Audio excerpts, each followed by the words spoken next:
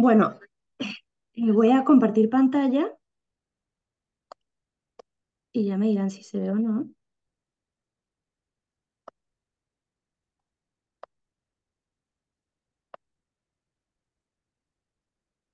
Bueno, siempre es un desafío preparar algo para Semana Santa, porque dices, hay tanto, tanto, tanto para decir y tanto también para callar y que el Señor haga Él. Eh, pero bueno, esto por providencia de Dios, lo preparé hace un par de semanas para un grupo de señoras de Maús, ¿no? Que son personas que han hecho un retiro de impacto y de encuentro fuerte con el Señor. Entonces vamos a suponer aquí que todos hemos tenido un encuentro fuerte con el Señor y por eso estamos aquí, ¿no? Em, Dividí esto como en tres momentos que me parecieron clave. Podemos decir muchas cosas de Semana Santa, podemos decir qué se vive cada día, podemos hablar de la liturgia, que es un espectáculo, y ya lo hemos hecho otros años, pero este año nos vamos a centrar, eh, quiero ir como más a fondo en los principios vitales de la Semana Santa.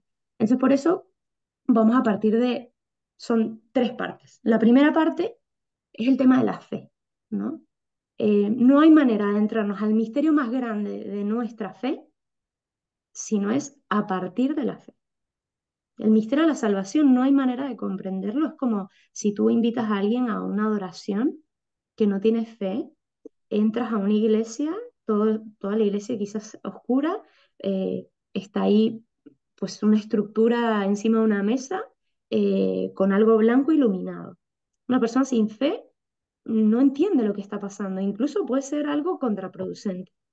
Entonces, adentrarnos al misterio de nuestra salvación tiene que ser a partir de esta fe, que es esta fe esencial de la apertura. La apertura, como lo dice bien el primer mandamiento, escucha Israel, el Señor nuestro Dios es solamente uno, amarás al Señor tu Dios con todas tus fuerzas, bueno, pero lo primero no es amarás, lo primero es escucha, escucha, abrir el oído, abrir el oído. ¿Para qué? Para que esta apertura de corazón pueda permitir el asombro ante lo que vamos a vivir. Lo segundo es partir de la realidad, signo, significado. En este caso, rito, hay unos ritos que vamos a vivir durante la Semana Santa, pero que tienen un significado y que es necesario entender porque si no, de nuevo, partimos de algo que puede ser un sinsentido. ¿Sí? Y luego, por último, que espero que lleguemos, es la parte de cómo vivir la Semana Santa, ¿no? ¿Cómo podemos vivir la Semana Santa? Porque los ritos no están solo para entenderlos, sino para vivirlos y dejarnos transformar por lo que ocurre ahí, la gracia eficaz que Dios nos da a través de, de la celebración de los ritos, ¿no? Bien, eso es lo primero, esta necesidad de la fe para poder introducirse al misterio. Nos vamos a introducir un misterio no es un enigma es algo difícil de entender, pero eventualmente descifrable, ¿no? Lo desciframos, encontramos la solución y lo comprendemos. Un misterio es distinto. Un misterio es cuando tú te acercas a una persona es inabarcable. Una persona siempre te trasciende, una persona por más de que la conozcas siempre permanece siendo un misterio. Incluso nosotros mismos somos misterio para nosotros mismos. Nos vamos a adentrar a algo que no podemos comprender en el sentido de aprender, de agarrarlo, sino en el sentido que nos tenemos que dejar comprender, aprender por el misterio, dejar que Dios nos introduzca en el misterio. Entonces, vamos a partir de un principio que se le conoce en la iglesia como el principio mariano. Hay dos principios en la iglesia. Está el principio mariano y ahí ven a la Virgen con esos brazos abiertos de acogida. Dios siempre nos da su gracia para que generen en nosotros dos movimientos. Primero nos los da la gracia y lo primero que nosotros tenemos que hacer es acoger esa gracia. El principio mariano, ¿no? De acogida, de receptividad. Por eso somos receptáculo de la gracia. Para luego, y solo luego, aplicar el principio petrino, que sería el principio de ir y proponerme hacer cosas, de ir a evangelizar, de ir a comunicar esa gracia que yo he recibido. Entonces, lo primero no es, bueno, ¿qué me voy a proponer? ¿Cómo voy a vivir la Semana Santa? Sino ponerme en situación y en actitud de acogida, de receptividad. en ese sentido es una pasividad activa. Efectivamente, es como la imagen de remar o de navegar con vela. Navegar con vela es muy distinto que remar.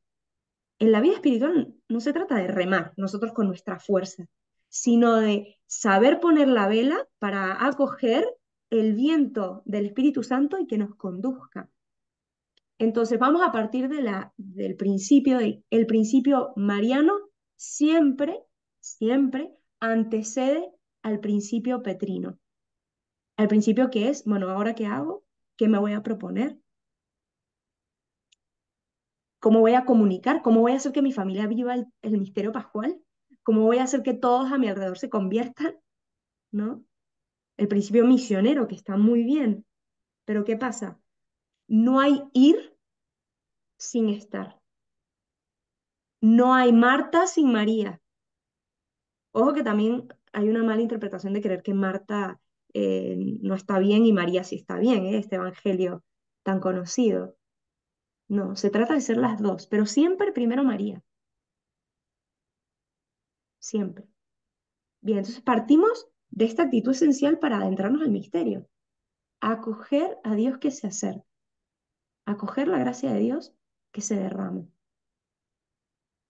Y en este acercarnos nosotros a Dios, lo primero que tenemos que hacer, que lo podemos dar por sentado, pero no lo podemos dar por sentado, es que es necesario que nosotros creamos que Dios existe.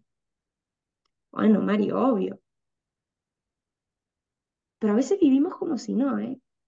Vamos a misa, rezamos, sí, pero a la hora que se nos juega la vida de verdad, creemos que todo depende de nosotros.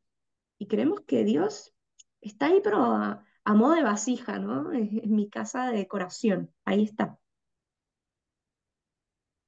Entonces, primero tenemos que tener ese indicio, ese sentimiento de su existencia. Y aquí yo remito a esa experiencia inicial de su encuentro con Dios, con su encuentro con Cristo.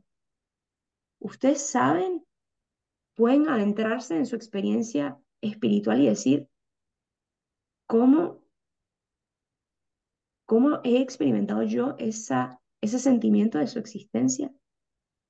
¿Cómo yo lo percibo presente en mi vida? ¿Cómo Él ha sido fiel? ¿Cómo no me ha dejado, no me ha abandonado en mis momentos más difíciles o en mis mejores momentos también?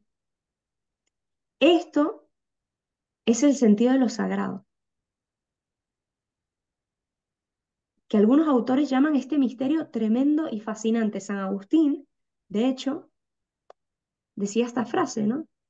Cuando te encontré por primera vez, temblé de amor y de horror. Está hablándole a Dios, obviamente. Tiemblo y ardo.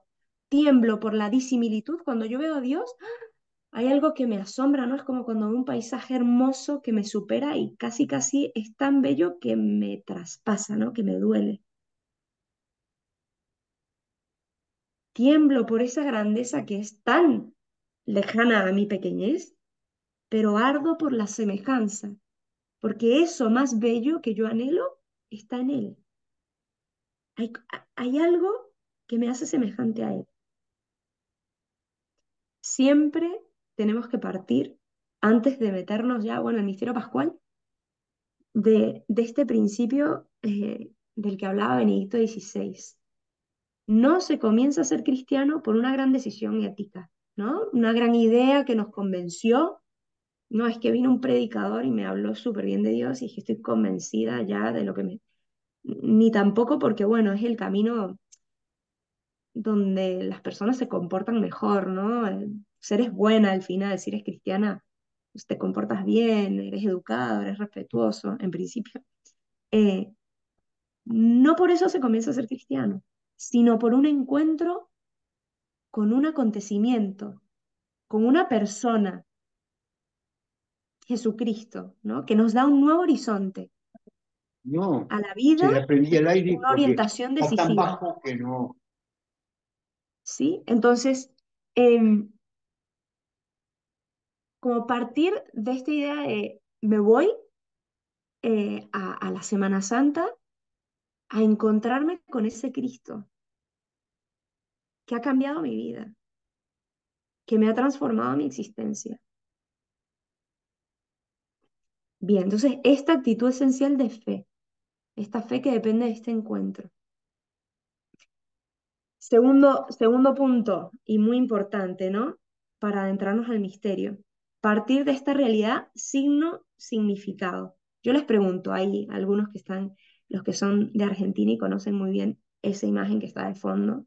Em, Esos candados que están ahí, pero cualquiera puede contestar, ¿eh? No solo los argentinos. Esos candados que están ahí, ¿qué significan? ¿Ustedes los ven y de qué les habla? Pongan micrófono y comenten.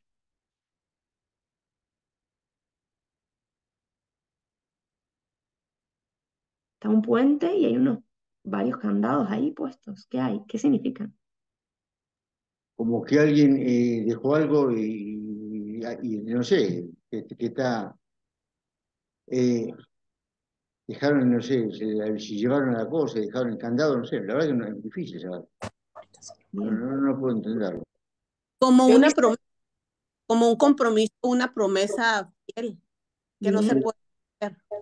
bien, un compromiso, una promesa, Una alianza con una persona que no la puedes romper. una alianza, ¿no? Algo, un compromiso, ¿no? Una alianza con un otro que está ahí marcado, que está ahí. Y si alguno de nosotros alguna vez hizo algo similar, probablemente vemos eso y algo nos evoca, ¿no? Algo nos recuerda, algo hace memoria, ¿no? En nosotros. Pero ven que un signo puede ser equívoco, no es unívoco, puede tener muchos significados. Por eso es muy importante, porque ¿a qué me evoca, ¿no? Ese signo. Por ejemplo, ahí tienen otro signo, Amor, amor. ¿Qué otra cosa puede significar esas manos? unión, Unión, bien. Puede significar algo sublime como te amo, como algo bastante más cotidiano como qué bien lo hiciste, me encantó. Los chicos generalmente te mandan ese signo como algo positivo, afirmativo, que se corresponde con lo que hiciste. Todo el Eso, me tiempo. gusta lo que has dicho, te apoyo, ¿no? Puede significar muchas cosas, por lo tanto es equívoco, ¿no? Entonces un signo nos remite a un significado, sin duda, eh, pero ¿qué significa? Y aquí yo les quiero leer un texto de los primeros siglos del cristianismo que habla de cuando una persona de fe cristiana vive o contempla el misterio pascual y una persona que es pagana, que era de la cultura griega, que no creía en Cristo, cuál era la percepción ante el mismo misterio, ¿sí? Así como nosotros ahorita que acabamos de ver un signo y hubo diferentes comentarios hacia ese signo, pues esto. En los primeros siglos del cristianismo habían personas que estaban meditando el misterio pascual y dice esto: escucho que Cristo fue crucificado, esto es una persona creyente, e inmediatamente admiro su amor por los hombres. Lo escucha un pagano y lo considera debilidad. El pagano oye hablar del lavado de pies y piensa que se trata solo de agua. Yo no miro solo lo que aparece, sino la purificación del alma por el Espíritu Santo. Están viendo lo mismo. Estamos yendo a celebrar el tríodo pascual y todos los que estamos ahí estamos viendo lo mismo. Y está quien está profundamente conmovido, está quien, ni idea. La condición para poder ver en el signo visible la gracia invisible es la fe. Para yo poder ver en la cruz un signo de amor y no de debilidad, de fracaso, ¿no?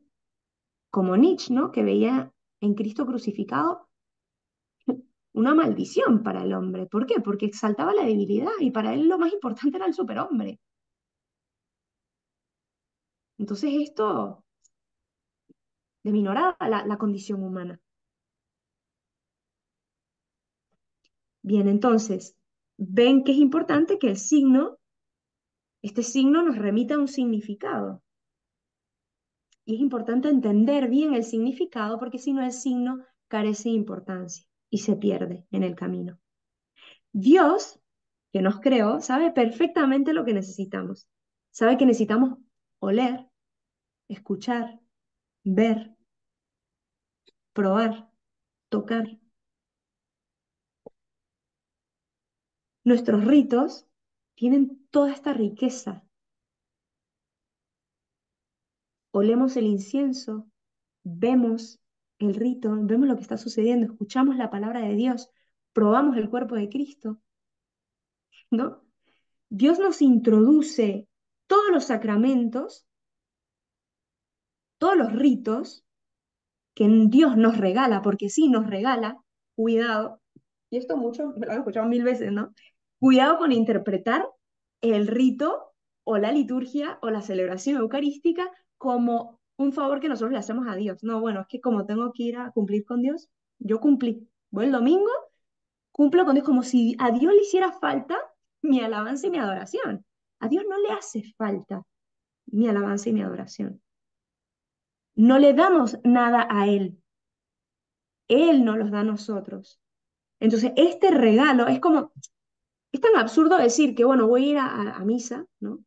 Para cumplir con Dios, como cuando un familiar cercano nos regala el mejor regalo que habíamos podido soñar y le hacemos, pues, el favor de aceptarlo, ¿no? Bueno, yo te hago el favor de recibir tu regalo.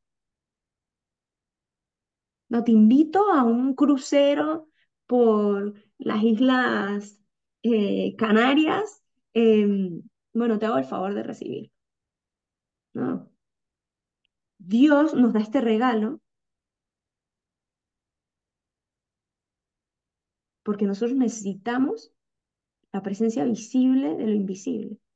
Necesitamos palpar la gracia invisible, de alguna manera. Y Él lo sabe. Entonces, estos misterios se celebran a través de signos visibles que nos comunican realidades invisibles, ¿no? Los ritos son realidades físicas que nos comunican con lo invisible. Pero esta comunicación solo se puede dar con el primer paso, el paso de la fe, ¿no? Entonces, ya, nos metemos en el trío pascual, porque entonces, bueno, muy bien. Y entonces, el trío pascual, ¿cuál es el significado? ¿Qué significa el trío pascual?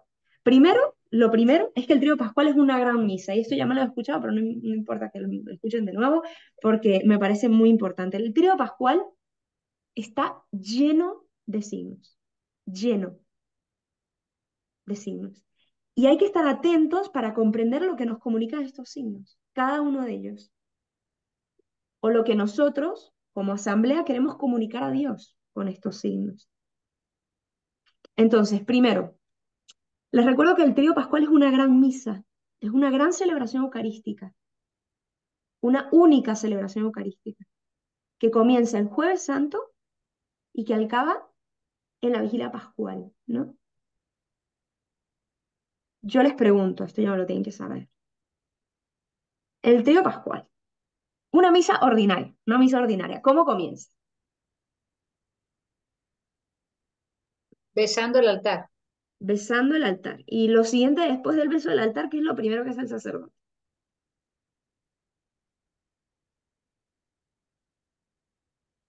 Lo primerito, que lo La hacemos señal, todos, de hecho. la señal de la ¿Ya? cruz. Bien, la señal de la cruz. Perfecto. ¿Y cómo acaba la misa? Con la señal de la cruz. Con la No. bendición, ¿verdad? Con la Acción. señal de la cruz. Perfecto. Ahora les pregunto, Jueves Santo, ¿cómo comienza? Con Jueves la, con Santo se la, celebra, ¿cómo se llama? Se le llama propiamente misa a lo que celebramos el jueves.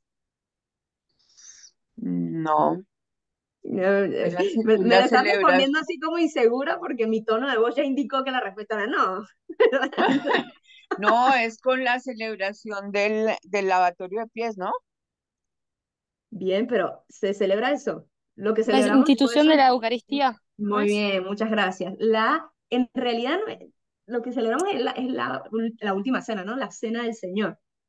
¿sí? Entonces, la cena del Señor, ¿cómo arranca?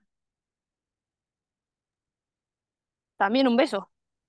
Bien, pero después con la señal de la cruz, ¿Sí? ¿sí? Empieza Con con la la señal de la bendición. cruz, pero al Ujú. final, cuando termina, ¿cómo termina? ¿El Padre da la bendición? No, No. ¿Por qué no? ¿Y qué hacemos? vamos a casa y regresamos, y regresamos el Pero viernes. todavía en el rito, ¿qué hacemos en la iglesia? Nos ¿No se llevan arrodillamos. a Jesús, o sea, todas las hostias consagradas al ¿Sí? monumento? Al monumento, perfecto. Y ahí lo adoramos un rato y el padre se va, se levanta y se va, la bendición, el padre se le olvidó la bendición. No, No. ¿Por No, qué? porque nos quedamos en adoración al Santísimo. Y Porque Entonces la se no misa, nos, hace durante toda la noche en algunos lugares, ¿no? Durante toda la noche. entonces, ¿qué pasó con la celebración? ¿Se acabó? continúa. No, está No, continuando en la adoración al cuerpo de Cristo, ¿no? ¿Y solo en la adoración? ¿O no, continúa? continúa. Continúa. ¿Por qué? Porque es el momento que el sacerdote, el jueves santo, hace la señal de la cruz y nosotros como asamblea, junto con él, hacemos la señal de la cruz, nos hemos sumergido en Jerusalén. Hemos entrado en Jerusalén. Y de ahí no saldremos hasta la vigilia pascual. Nos, Dios nos ha sumergido en el misterio pascual. Y aunque nos vayamos de misa, ¿no? De la iglesia, seguimos sumergidos en el misterio. Y esta es la belleza del triduo pascual. Bien, y continuamos. Viernes Santo, ¿se celebra misa? No, ¿Cómo se llama lo que se celebra? Liturgia de la palabra. Liturgia de Celebración la de palabra. la, celebración de la Adoración palabra. de la cruz. Celebración de la pasión. Celebración de Celebración la de- pasión. ¿Cómo arranca la celebración de la pasión? El sacerdote llega Oh, todo vestido de rojo, llega en con la cruz en silencio. alto. Llega, Eso es un poquito después. Eso es un poquito después. con Llega, el Via Crucis.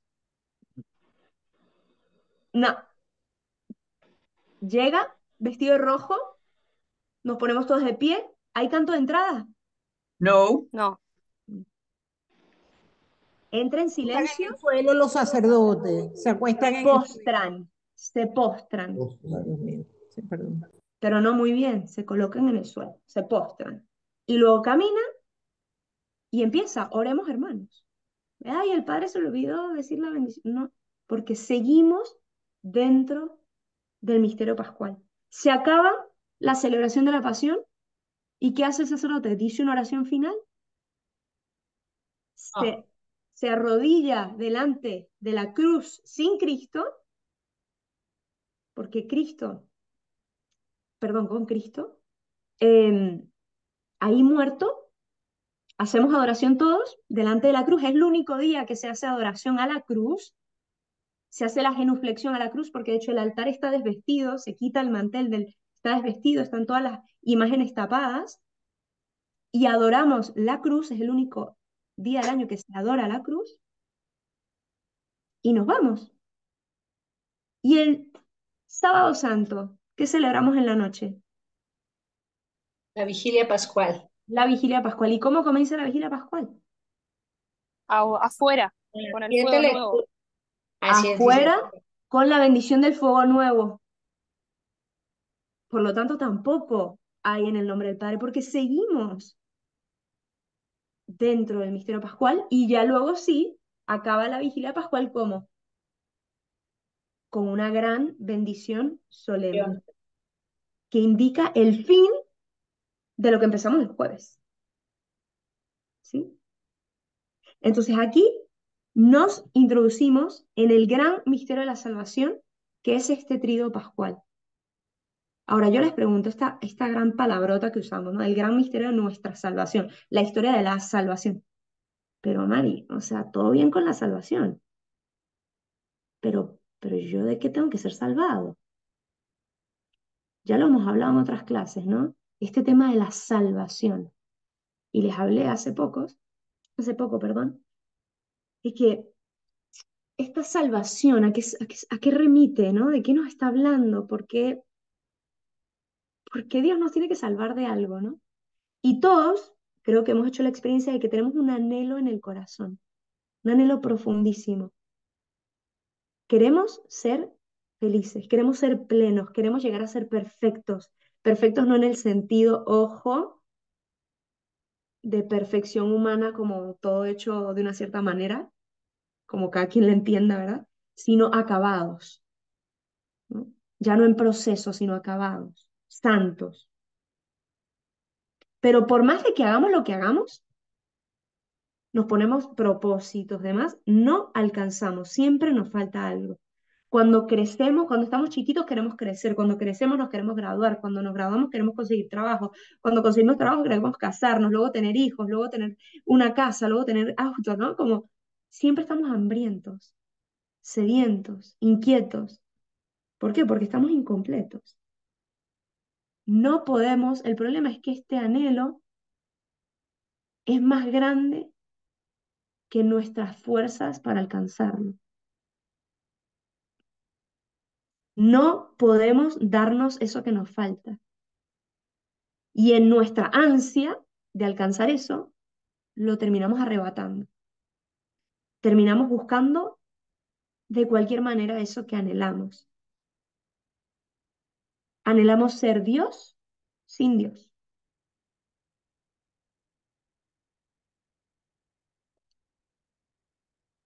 Y entonces acuñamos esta famosa frase del trágico equívoco. Dios, en su infinito amor, nos los quiere dar todo. Nos quiere dar eso que anhelamos. Quiere hacernos perfectos, en el sentido de completos, acabados. Quiere hacernos santos, nos quiere divinizar, nos quiere hacer partícipes de su vida divina, nos quiere hacer como Dios, nos quiere hacer como Él. Este es el anhelo de Dios. Y eso es precisamente lo que significa salvación. Salvación es llegar a ser como Dios. Pero ahora les pregunto, ¿por qué lo llamamos trágico equívoco? A ver quién se acuerda. Esa imagen nos recuerda que ahí está Jesús y Jesús tiene a un hombre en sus piernas y que él lo está modelando. Y este hombre tiene el mismo rostro que Jesús, porque ese hombre está llamado a llegar a ser como Jesús. ¿Por qué le llamamos trágico equívoco a esto? ¿Quién se acuerda? Porque el ser humano ve como que es un ideal que lo oprime, ¿no? Que tal que no quiero ser como Jesús, o sea, me está obligando a querer. O sea, pensamos que nos quita la libertad, cuando en verdad, pues nos da la libertad para querer eso, ¿no? O sea, como que este ofrecimiento de Dios de decir, estás llamado a la santidad, a la plenitud y te la quiero dar, el hombre la interpreta como una obligación. Y por eso es el trágico equívoco. Esa frase la acuña un teólogo que se llama Henry de Lubac, y él dice, los hombres entendimos que ese don de Dios era como una obligación, y ¿sabes qué? No, siento que yo quiero ser como Dios. Yo quiero ser como a mí me dé la gana ser. Porque Dios a mí me va a imponer que que tengo que ser santo. No, yo quiero ser lo que yo quiera hacer. Porque hay una sobreexaltación de la libertad. La libertad como un absoluto, la libertad de y no la libertad para. La libertad es lo más importante, ¿no? Lo que yo quiero tener es libertad de, pero si la libertad es un medio para, entonces todo lo que a mí me suene que me coarta la libertad, no lo quiero. Entonces, ¿qué pasa? Pues hubo muchos caminos intermedios que salieron. No, ¿sabes qué? Yo no quiero ser como Dios. Yo lo que quiero es ser un hombre bueno. Feuerbach, ¿no? Yo quiero ser un buen hombre bueno. ¿Tú quieres ser como Cristo? Sé bueno, sé bueno. Deja de poner un ideal fuera de ti y vívelo. Entonces alcánzalo, ¿no? Y luego otro que dijo, no, eso todavía es demasiada, es una forma de oprimir al hombre, otra vez con un ideal, ¿no? Un ideal de ser hombre bueno. No, no, no. Y entonces fue la anarquía total, ¿no? No. Y esta anarquía total fue, a mí nadie me puede decir cómo tengo que ser. Y eso es lo que me va a hacer, este hombre postulaba el liberarnos de cualquier ideal. Y en el fondo, en ese camino de liberarnos de cualquier ideal, de lo que no se pudo liberar fue del deseo del hombre de ser liberado, de ser salvado. El hombre, y entonces por eso lo llamamos la otra vez la criptosoteriología, ¿no? Soteriología es la salvación y la cripto es de forma encubierta. Todos estos sistemas ideológicos que se plantean después no logran escaparse de salvar al hombre, de que el hombre quiere ser salvado, ¿no? Quita todo esto porque te oprime, pero ¿por qué? Porque lo que quieres es la liberación, ¿no? Ser liberado. Pero María, en ese caso, ¿cómo vas a pensar el hombre quiere ser salvado por gente de poca fe o ninguna o no formación? ¿En qué sentido quiere ser salvado? En el sentido de que quiere ser libre y pleno, Luis. Libre, libre, pleno, alcanzar la plenitud, alcanzar lo más grande que quiera alcanzar, ¿no? Lo que cada quien piense que pueda hacer eso por las diferentes experiencias personales que cada uno pueda tener. Pero todo hombre quiere llegar a la plenitud. Claro, Esa que no plenitud necesariamente es religiosa, o sea, a plenitud en cualquier sentido. conscientemente, En cualquier, conscientemente no. vos decís que inconscientemente sí. Porque no, yo quiero separar lo terreno de lo espiritual, en ese caso. Pues la gente que no tiene formación ni creencia espiritual va por otro carril. Estoy de acuerdo, pero yo planteo siempre el tema. Si yo realmente creo que Cristo es la verdad y la vida, lo es para todos. Esa persona puede ser que no lo sepa, que no sea consciente, ¿sí? Y esto estoy de acuerdo que no lo busca, pero para mí es muy difícil disociar el ámbito espiritual, porque en el fondo es el ámbito trascendente al cual todos nos dirigimos. Y si yo realmente creo que Cristo es la verdad, lo es para todos, porque si no, no es verdad. No es verdad. Es verdad para mí, no lo es. No significa eso, ojo, no con eso estoy diciendo que quien no cree en Cristo no se salva. Esto no lo estoy diciendo. Estoy diciendo que eventualmente cuando se llegue al cielo, todos vamos a llegar a estar con Cristo. O sea, va a estar ahí y el hombre que aquí en la tierra no se da cuenta abrirá los ojos y dirá, claro, tú eres lo que yo siempre estaba anhelando, solo que yo no era consciente, no me daba cuenta. Entonces, ¿qué pasa? Yo me imagino que tu pregunta viene desde el lugar desde donde podemos dialogar, ¿sí? Pero recuérdate, el principio mariano antecede el petrino.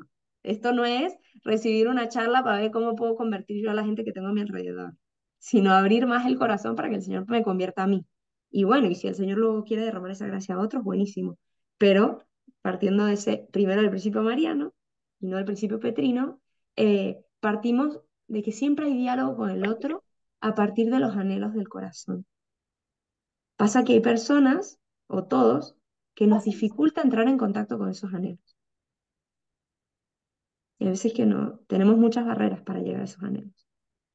¿Sí? Y alguien que te puede decir, no, yo estoy feliz haciendo nada. Estoy feliz, no puedo estar más feliz haciendo nada. Haciendo nada, perdiendo el tiempo, no, y que con la vida espiritual, quién sabe dónde. Y puede ser que te lo diga, ¿no? Eso no significa que sea verdad lo que te está diciendo. Y hay que esperar a que el Señor actúe, hay que ser muy caritativo, amoroso, cercano, ¿no? Pero bueno, volvemos al tema, ¿no? Entonces, este tema del trágico equívoco es tremendo, ¿no? Porque entendimos mal lo que Dios nos ofrecía. Un regalo lo entendimos como imposición, una plenitud lo entendimos como algo que nos coarta la vida, algo que nos coarta la libertad, ¿no? Pero bueno, dicho esto, em, y teniendo esto en cuenta, porque hay que tenerlo en cuenta, esto de lo que entendamos de esta promesa de Dios, así viviremos primero nuestra vida y luego nuestra vida espiritual, ¿no? La viviremos como un compromiso que tengo que cumplir porque alguien me oprime, me obliga, o la viviremos como el camino de mayor plenitud. Siempre pongo el ejemplo de los obreros que van a trabajar en la viña. Están los obreros que empiezan a primera hora de la mañana, ¿no? Y los que llegan a última hora. Y los que llegan a última hora se les paga primero y se les paga el jornal del día, un denario, que era el pago del día. Y cuando llegan a los primeros, los que tenían trabajando desde la mañana, ¿Qué esperan? Bueno, a mí me van a pagar más, pero les paga el mismo denario. Y cuando los primeros dicen, pero ¿por qué me pagas un solo denario si ellos que llegaron después les estás pagando lo mismo que a mí? Pero yo te prometí un denario, yo no te engañé. Les pareció injusto. ¿Pero por qué? ¿Quién me puede decir por qué a estos obreros les pareció injusto esta medida del dueño del campo? Pues porque piensan, pues de haber sabido no hubiera trabajado tanto. O sea, Exacto. pero tú tienes ¿Cómo que trabajar. vivieron en el campo? ¿Cómo? ¿Cuál era su relación con el dueño del campo? Pues De era, empleados, te doy y me das, o sea, dando y dando, ¿no? de empleados, de Claro. empleados. Sí, A veces vivieron como esclavos. vivían como esclavos y no como hijos. Y entonces, al ser llamados a primera hora, no entendieron que el regalo era estar en la casa del padre desde la primera hora. Y entonces, pues estuvieron en la casa del padre desde temprano, pero viviendo como esclavos. Entonces, ¿cómo estamos viviendo? ¿Estamos viviendo como el trágico equívoco? La santidad la siento como una presión enorme que me ponen en la cabeza y qué horror, es que tengo que ser santo y si no soy santo me van a pasar cuentas. O como algo hermoso a lo que estoy invitado y a lo que Dios mismo me va a llevar.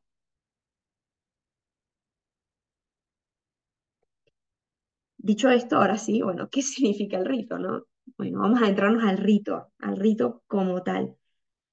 ¿Qué pasa? Esta pregunta es muy importante. ¿Por qué?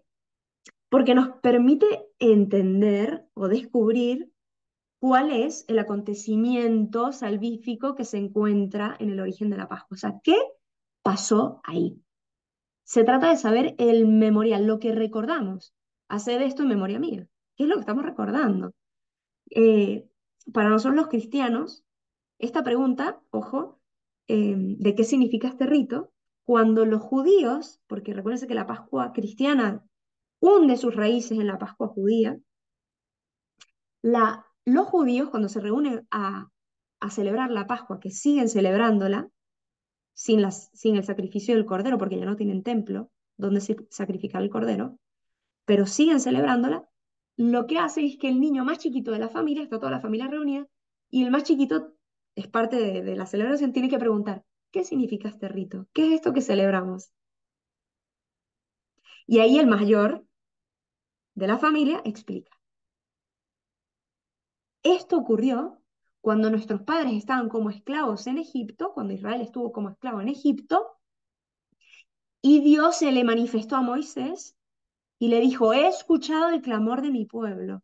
Éxodo 3. Y quiero ir a socorrerlo. Un Dios que se hace presente, un Dios que interviene en la historia del hombre y que no le es indiferente, no fue que nos creó y ahí nos dejó para que nos hiciéramos nosotros mismos, sino que interviene. ¿Y qué pasa? Bueno, ya sabemos, pasan las 10 plagas, el faraón no se convierte, no deja en libertad a los israelitas y llega la última plaga, que la última plaga se llamaba el paso, era la muerte de los primogénitos, pero se le llamó el paso de Dios, la Pascua de Dios, Dios que va a pasar por el pueblo de Israel y los va a liberar. Entonces la Pascua tiene que ver con el paso de Dios y con la liberación de Israel. O sea, hay dos pasos, hay dos que pasan. Es Dios que pasa y el hombre que pasa de la esclavitud a la libertad, de la muerte a la vida, del vicio a la virtud. El hombre pasa, y por eso este evento está muy ligado con el paso por el Mar Rojo, ¿no? Cuando ellos salen de Egipto y pueden atravesar el Mar Rojo, y en ese momento lo que ellos están es estresadísimos porque están las tropas egipcias detrás persiguiéndolos, y Dios obra sus maravillas, abre el mar, ellos atraviesan el mar, que a veces pensamos que esto es fábula, ¿no? Pero así como otros muchos pensarán que lo de la resurrección es fábula, ¿eh? Atentos. Eh, los judíos hasta la fecha, y si leemos todas las escrituras, el evento salvífico al que se refieren siempre es al paso del Mar Rojo. La fe de Israel se fundamenta en el paso del Mar Rojo. Por eso nosotros creemos que eso fue un hecho histórico, real, porque su fe se fundamenta en ello. Siglos fundamentando en muchos hechos de actuación de Dios, pero en ese principalmente. Y por eso, por ejemplo, se van a dar cuenta que en la vigilia pascual nunca va a faltar la lectura del paso del Mar Rojo. Siempre. La vigilia pascual tiene 7 lecturas, con sus 7 salmos. Esta es la vigilia pascual completa, más la lectura del Nuevo Testamento, más el Evangelio. Estamos hablando de 9 lecturas en total con 7 salmos, más el canto del Aleluya, que es como otro salmo. De esas 7 lecturas iniciales, que es todo el recorrido de la historia de la salvación, si queremos hacer como una microsíntesis de todo el Antiguo Testamento, nos podemos leer las lecturas de la vigilia pascual.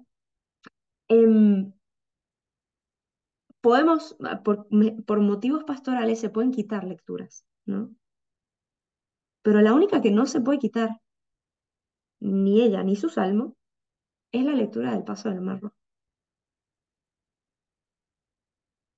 Entonces, vamos a pasar aquí, este doble evento, ¿no? Sí. En el Antiguo Testamento, ¿no? O sea, para los judíos, el Antiguo Testamento es nuestra escritura común con los judíos. Es el sacrificio de la Pascua de Yahvé porque se mueren los primogénitos de Egipto, que pasa por la casa de los israelitas en Egipto, hiere a los egipcios y salva, ¿no? Salva a los israelitas. Eso lo podemos encontrar en Éxodo 12 y está perfectamente narrada la Pascua, ¿sí? Judía. Entonces, primero significa el paso salvífico de Dios. Pascua porque Dios pasó. Entonces el acento se pone en la iniciativa divina. Ahora también, si bien el acento está aquí, también tenemos este acento antropológico de lo que ocurre en el hombre. El hombre que hace un éxodo, hace una salida de Egipto a la tierra prometida. Estas imágenes tienen muchísima resonancia en el campo espiritual. Por eso hacemos peregrinaciones. Hoy ya nosotros no hablamos quizás de éxodo, aunque es preciosa la palabra y tiene muchísimo fondo, pero sí en el Nuevo Testamento y los cristianos hemos adoptado esto de que somos peregrinos, somos forasteros, estamos en camino. Y esto viene de una larga tradición bíblica, ¿sí? Pero este rito, si bien se refiere al paso de Dios, también está este paso del hombre, ¿no? Que no podemos perder esa doble dimensión, porque si bien en el trío pascual celebramos el paso de Dios por nuestra vida, también es un Dios que nos está llevando de la esclavitud a la libertad. Un Dios que está renovando nuestra vida. Un Dios que nos está llevando de la muerte a la vida, ¿no?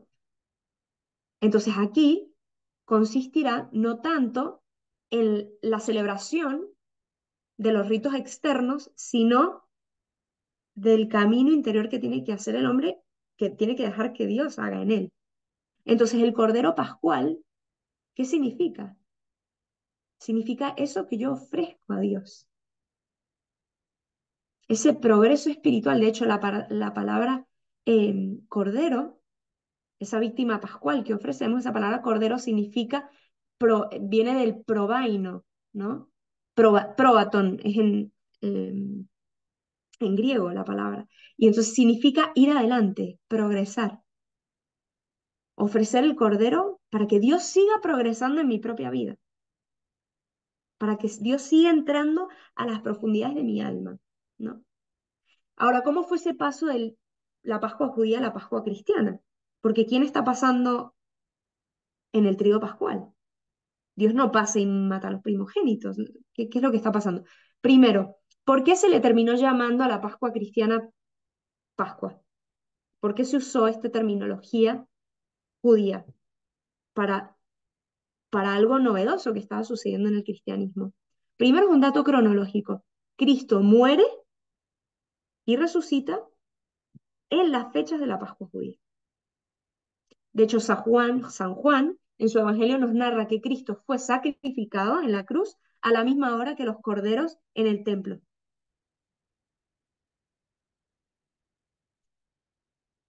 los corderos que luego iban a estar en la cena pascual.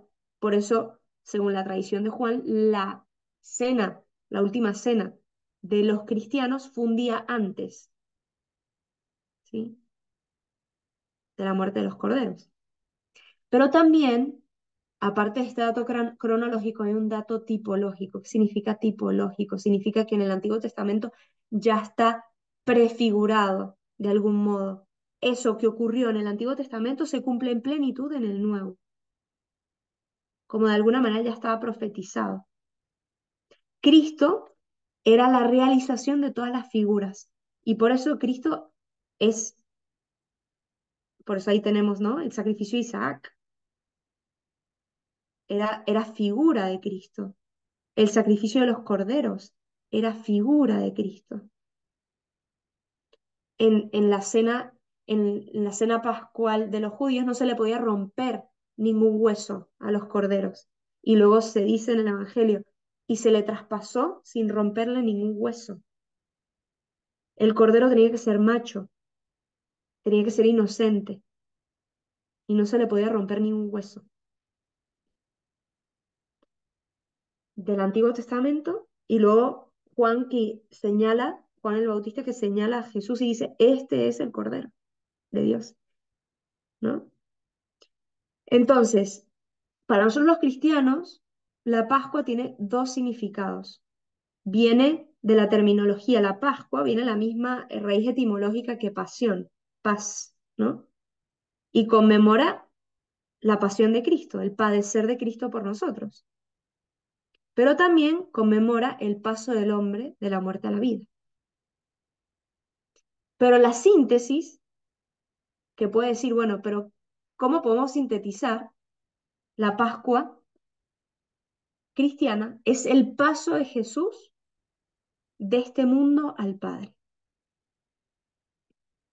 Jesús que está pasando de este mundo al Padre. Entonces, si hemos dicho que el Tríodo Pascual es una gran celebración de una misa, pues tendremos que partir de qué significa la misa, ¿no? Y obviamente aquí yo no me voy a entrar en todos los detalles, pero saber que la misa, la celebración eucarística, es una participación en la vida misma de Cristo. ¿Cómo? La misa figura cada una de las etapas de Cristo, de la vida terrenal de Cristo. Y aquí yo les pregunto, ¿qué es lo primero que hace, que sucede en la misa? Lo primerito. Antes, ya sé, la señal de la cruz, antes de eso. Hay imágenes, así que... ¿Se enciende el cirio pascual? No, en la misa, en cualquier misa. Ah, en la misa. Sí. Todos nos ponemos de pie para recibir al sacerdote. Bien, la procesión del sacerdote, ¿no? ¿Qué representa eso de la vida terrenal de Cristo? Cuando Cristo entra a este mundo, el Verbo se hizo carne, la encarnación. Nos ponemos de pie no porque está entrando un sacerdote. Nos ponemos de pie porque en el sacerdote está Cristo. Quien celebra la misa no es el sacerdote, es Cristo. In persona Christi. Ahí el rito lo celebra Cristo mismo. Entonces, ese momento representa Cristo que entra en este mundo, Dios que se encarna. Lo siguiente, de la misa, ¿qué es? El Padre dice un par de oraciones y luego, ¿qué ocurre? Perdón de los pecados. Perdón de los pecados, la oración inicial y luego, justo después, ¿qué viene? La liturgia de la palabra. La liturgia de la gloria, palabra. ¿no? ¿Y qué está haciendo el sacerdote mientras es la liturgia de la palabra? Escuchando. Sentadito, calladito. ¿Qué representa esta parte de la vida de Cristo? La vida oculta. La vida oculta. La vida oculta. ¿Qué es lo siguiente que ocurre? Que todos nos ponemos de pie. La predicación del Evangelio. ¿Y qué representa ese momento? De la vida de Cristo. La manifestación de Cristo.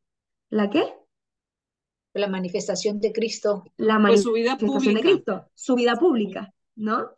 La vida pública de Cristo. Luego, un momento culmen que viene después de eso, el momento culmen de la celebración, ¿qué viene?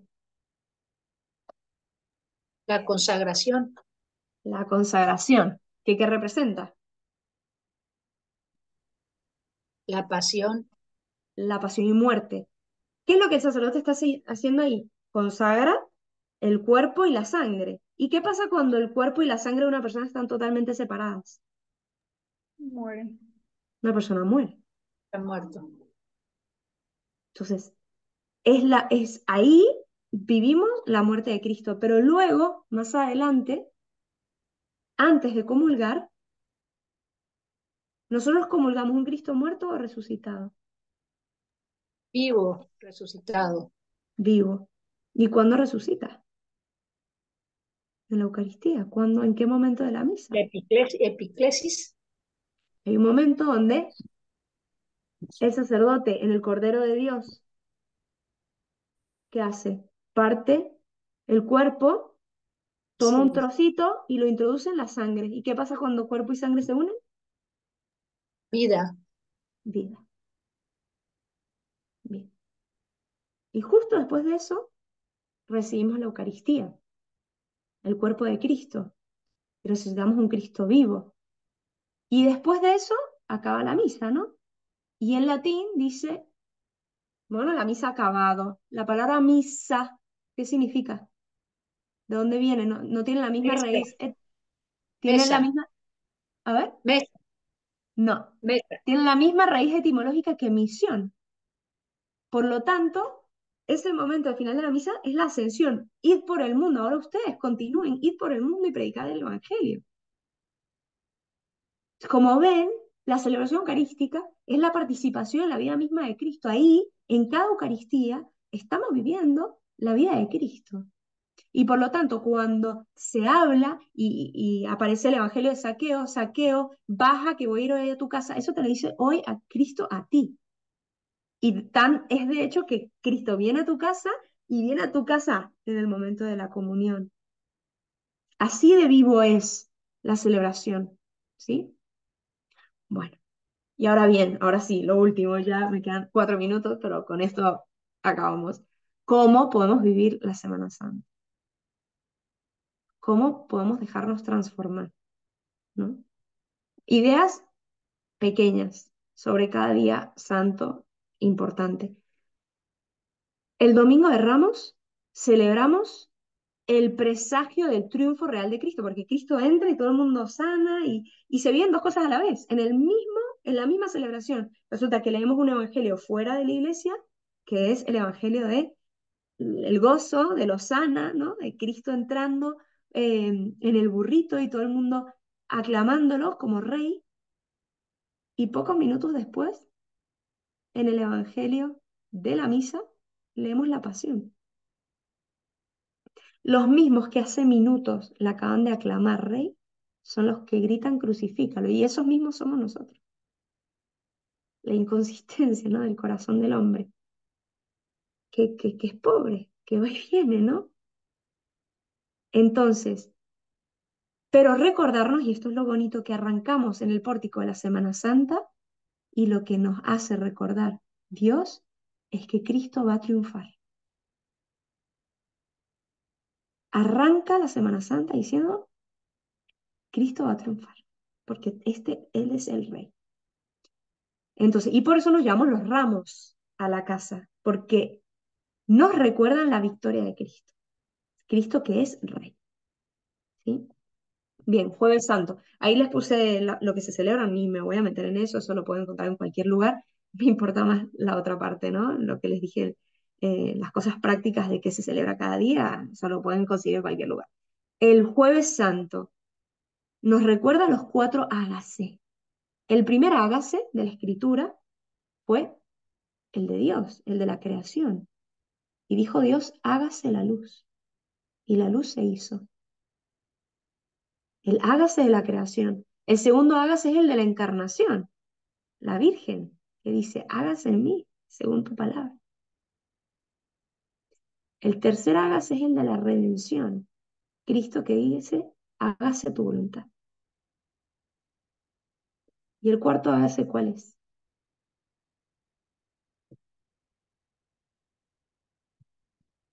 Ya sé que están leyendo ahí, pero quiero que me lo digan. Hagan esto en memoria mía. ¿Sí? ¿Y qué significa eso? El apostolado, recomunir y comulgar en las misas y después salía eso, al apostolado. Mariano, principio mariano.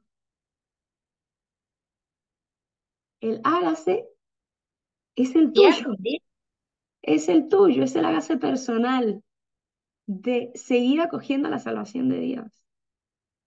Seguir acogiendo la salvación de Dios en la propia vida. Es dejarse santificar por el Señor, ¿no? El Viernes Santo,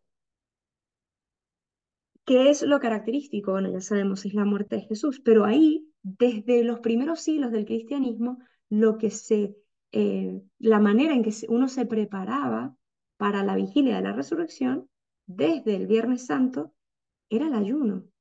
¿Por qué el ayuno? El ayuno es porque el esposo nos ha sido arrebatado.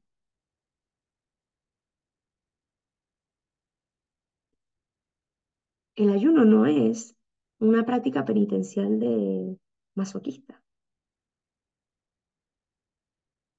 Lo dijo el mismo Cristo. Los discípulos de Juan, cuando le empiezan a decir, ¿por qué tus discípulos no ayunan y los discípulos de Juan sí ayunan? Los míos ayunarán cuando no esté el esposo, pero mientras, por ahora el esposo está. ¿Por qué preparamos nuestro corazón con el ayuno? Igual que tenemos que preparar, nosotros somos cuerpo y alma, igual que nos tenemos que vaciar de todos nuestros ruidos interiores, nuestra corporalidad nos ayuda a adentrarnos en este vaciamiento a través del ayuno, para llegar con este espíritu abierto y ligero a la alegría de la vigilia pascual, a la alegría de la resurrección, a la alegría de quien nos alimenta, de quien nos sacia. Ese es el sentido del ayuno. Y luego la vigilia pascual, que ya sabemos, bueno, un signo muy importante es el cirio, ¿sí? El cirio que es luz, y por eso la luz de Cristo, de hecho el cirio es Cristo, y por eso todos vamos a encender nuestra vela en el cirio, recordar que hacemos una renovación bautismal. Es precioso. Y esto es lo más importante, durante toda la cuaresma deberíamos estarnos preparando para una renovación bautismal, esa es la preparación. Una renovación bautismal, renovación de haber sido llamados, yo creo que la mayoría de acá desde muy pequeños, a ser hijos de Dios y a ser bendecidos con el don de la fe. Es un momento precioso. Este fuego que representa la resurrección de Cristo, pero representa también la calidez y la presencia del Espíritu, ¿sí? Las llagas que se le van clavando, los 5 clavos, ¿sí? A cada llaga. El año, ¿no? Que representa símbolo de la presencia de Dios aquí, ahora. No hace cuántos años, por eso el cirio tiene 2024. La cruz, que representa a Cristo, y el alfa y el omega, que representa el principio y el fin, ¿no?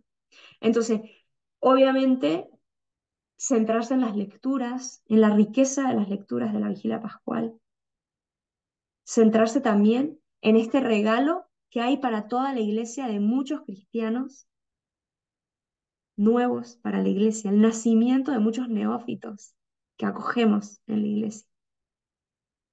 Y es la noche que todo lo hace nuevo. De hecho, empezamos la celebración con el sagrario abierto y vacío, porque toda, incluso la Eucaristía de ese día, es nueva, es consagrada esa noche en todas las iglesias del mundo.